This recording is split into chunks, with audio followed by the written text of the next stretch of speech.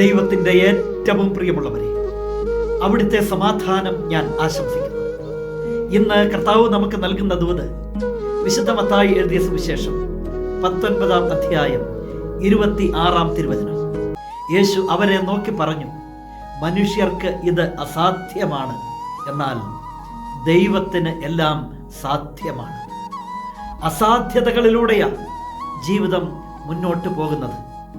നടന്ന കാര്യങ്ങളെക്കാൾ കൂടുതൽ നടക്കാത്ത കാര്യങ്ങളാണ്. പലതും ഒരു കണ്ണുനീരായി അവശേഷിക്കുകയാണ്.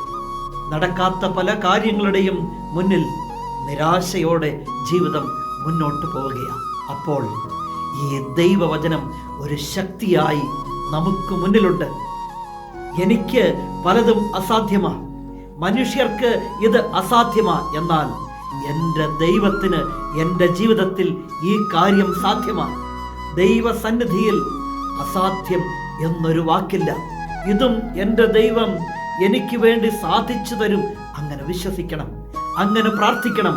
നമ്മുടെ കണ്ണുനീരും നമ്മുടെ പദ്ധതികളും ദൈവസന്നിധിയിലേക്ക് ഒരു പ്രാർത്ഥനയായി ഉയർത്താം.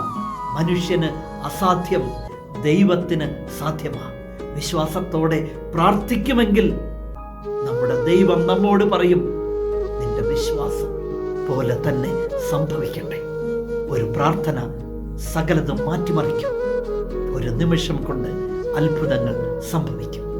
കരുണാമയനായ ദൈവം നമ്മെ എല്ലാവരെയും സമൃദ്ധിയായി അനുഗ്രഹിക്കട്ടെ.